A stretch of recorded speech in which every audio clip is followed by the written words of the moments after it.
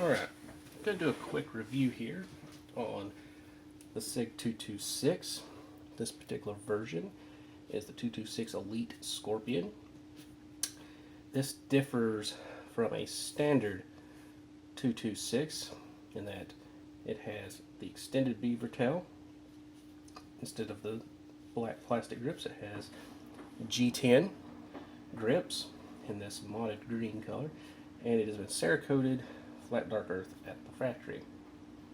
Now, before we begin, slide black. It is, as you can see, empty.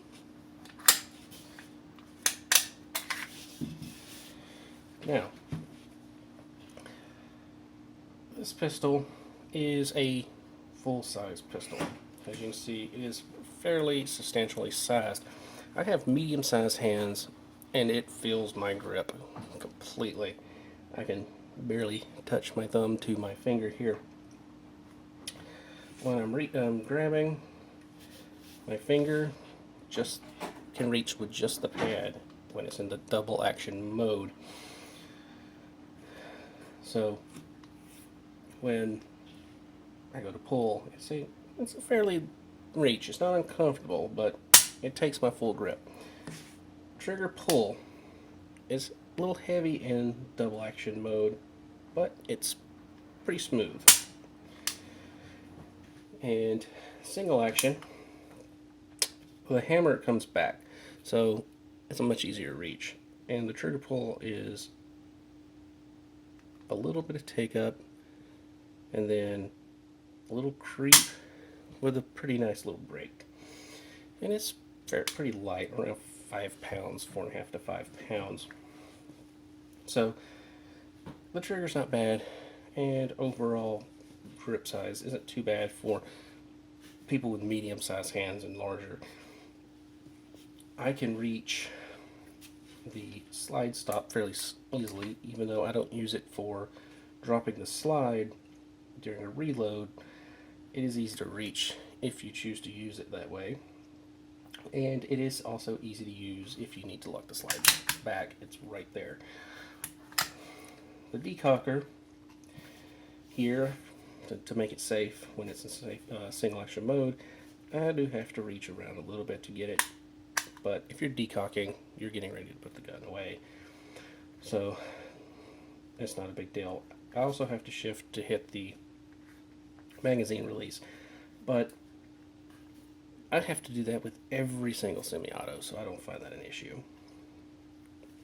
For people with small hands, they do have versions with what they call the E2 grip, or you can buy it as an option, that has a different set of grips that are dished in this area that reduce the length from the back strap to the front of the trigger to aid people with smaller hands to be able to reach the trigger better. Problem with that is, for me, is that I don't like the way that feels. It just feels odd to me with the way this gun is designed. I also don't like the trigger pull, because it affects the trigger pull because they had to redesign the hammer spur that sits in this area. The hammer spring sits down here, and you have the hammer spur that comes up and interfaces with the hammer to drive the hammer. They had to redesign it, and it can affect the trigger pull. But for me, traditional grip works very well. This gun under recoil I find to be an extremely soft and smooth shooter. A lot of people complain about the bore axis being too high.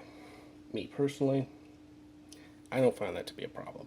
I may not be able to shoot this particular pistol as fast as, say, my CZs, but I don't find it difficult to shoot quickly and accurately when I need to. And the bore height issue I think is overblown.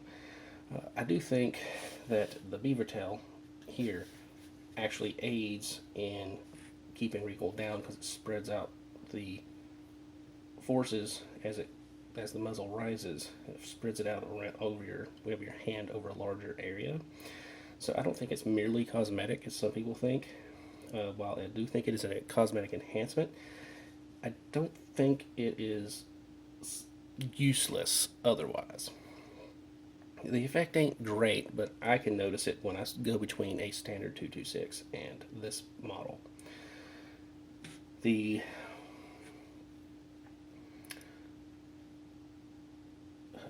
disassembly on these is very easy, and overall a very nice pistol. Going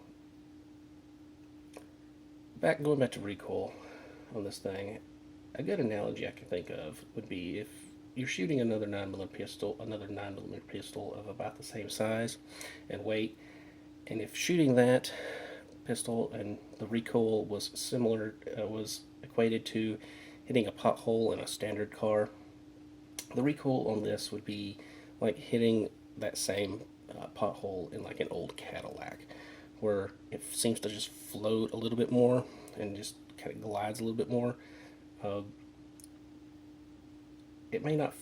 The Cadillac might not feel as connected to the road because of that, but even though that might be some people's perceptions of the 226 under recoil, as I said, I haven't found it to be a problem. It is very easy to get back on target very quickly with some practice.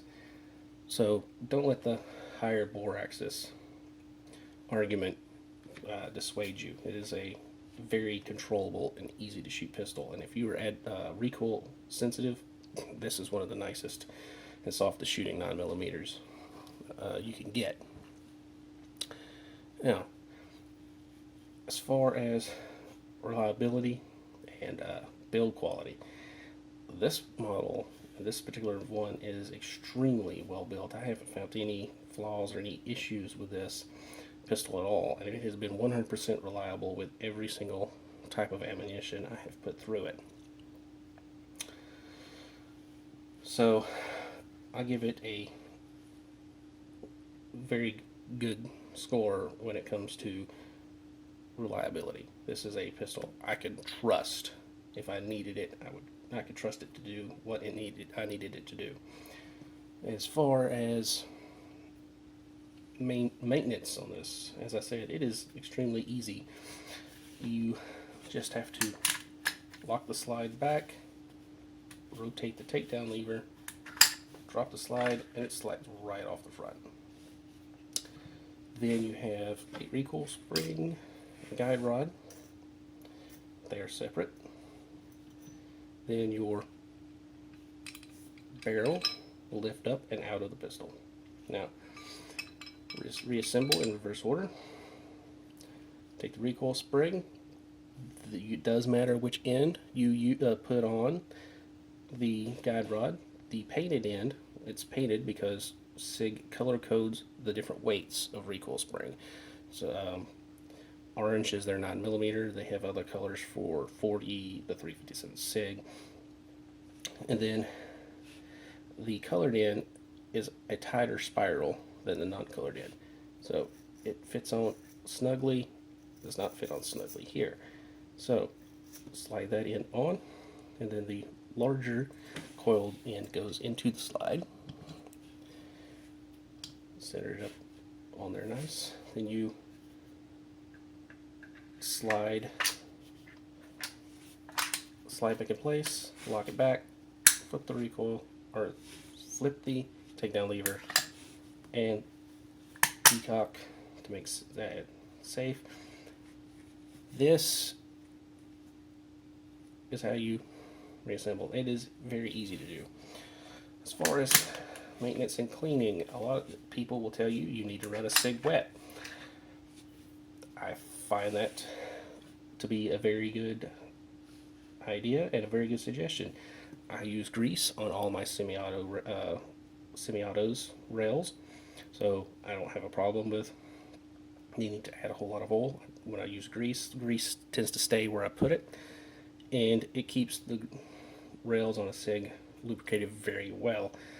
As you can see, they're full length, or almost full length. You have a slight gap, but almost entire length of the pistol is the slide rails. So that's a large surface, and that's why it needs, one of the reasons why it needs to be lubricated well. Another reason is the frame is made of aluminum alloy, the slide is stainless steel, so you need to have it properly lubricated to keep the harder steel from affecting the aluminum.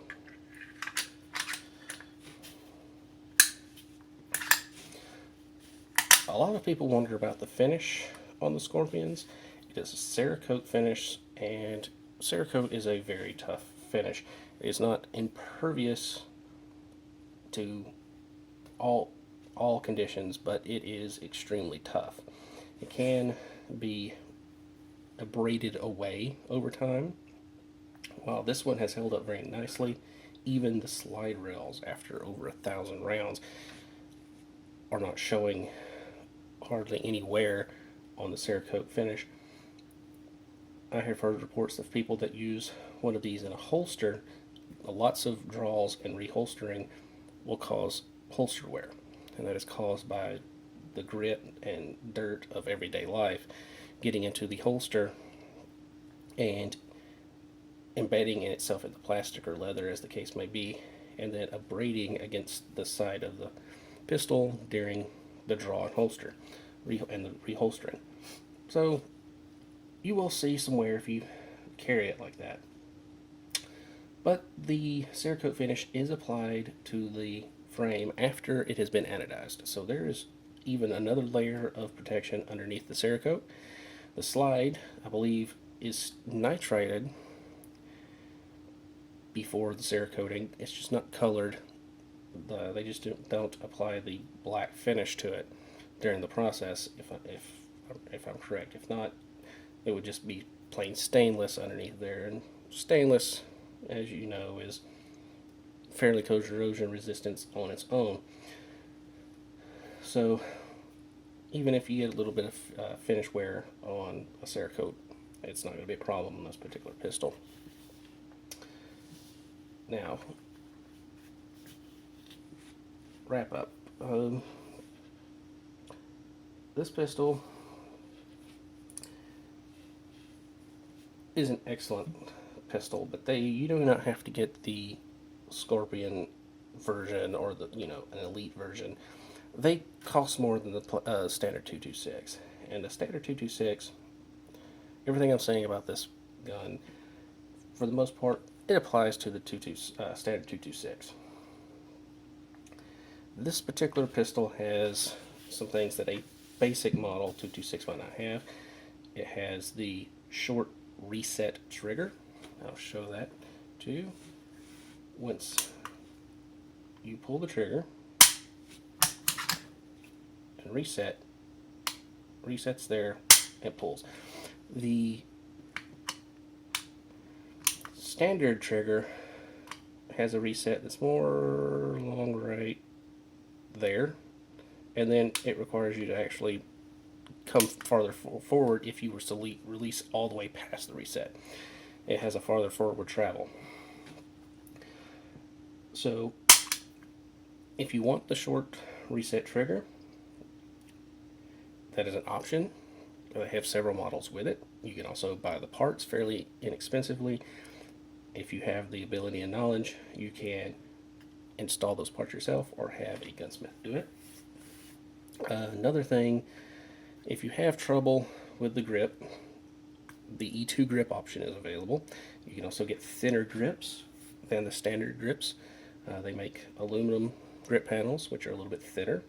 They also have what is called a short reach trigger, which is thinner in profile than this. The front of the trigger, the face of the trigger, comes back farther and allows just a slightly easier reach.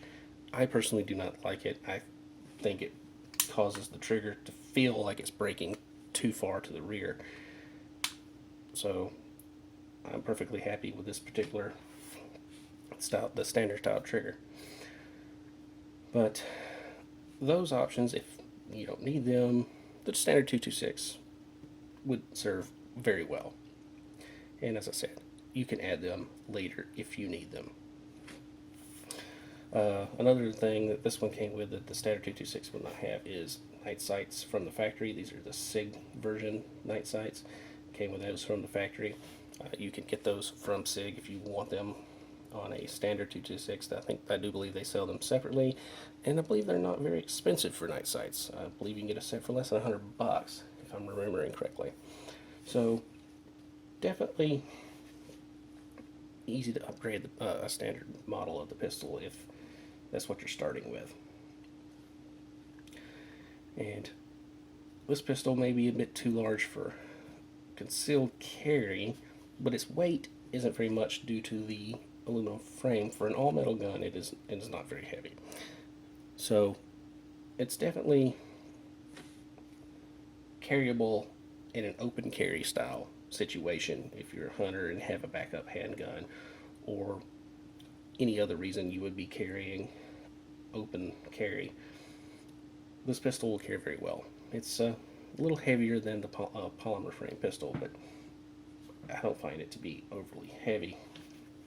And I do believe the little bit of weight actually helps, is one of the main reasons why the recoil is so nice on a pistol like this. So if you're in the market for an all-metal pistol and the 226 is on your radar, it is definitely worth a close look.